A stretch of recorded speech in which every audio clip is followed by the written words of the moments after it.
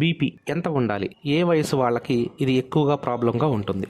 Normal BP ఐడియల్గా 120/80, అంటే systolic వచ్చేసి 120, diastolic వచ్చేసి 80. హై బీపీ అని ఎప్పుడు అంటాము? సిస్టాలిక్ వచ్చేసి 140 కంటే ఎక్కువగా ఉండడం, డయాస్టాలిక్ వచ్చేసి 90 కంటే ఎక్కువగా ఉండడాన్ని హై బీపీ అంటారు. లో బీపీ అని ఎప్పుడు అంటారు? సిస్టాలిక్ 90 కంటే తక్కువగా ఉండడం, డయాస్టాలిక్ 60 కంటే తక్కువగా ఉంటే దాన్ని లో బీపీ అంటారు. ఈ బీపీ రక్తపోటు అనేది వయసుతో పాటు పెరుగుతుంటుంది.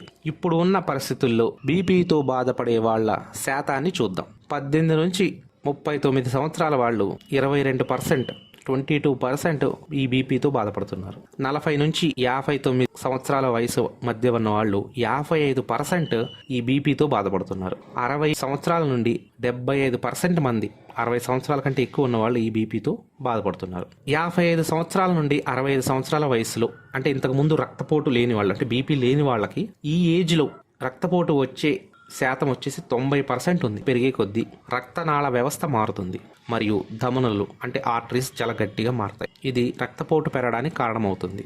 అయితే కొంతమందికి వయసుతో పాటు రక్తపోటు తగ్గిపోతుంది. అధిక రక్తపోటు వచ్చే ప్రమాదాన్ని తగ్గించడానికి నిపుణులు క్రమం తప్పకుండా వ్యాయామం, ఆరోగ్యకరమైన ఆహారం మరియు తగినంత నిద్రను రికమెండ్ చేస్తారు.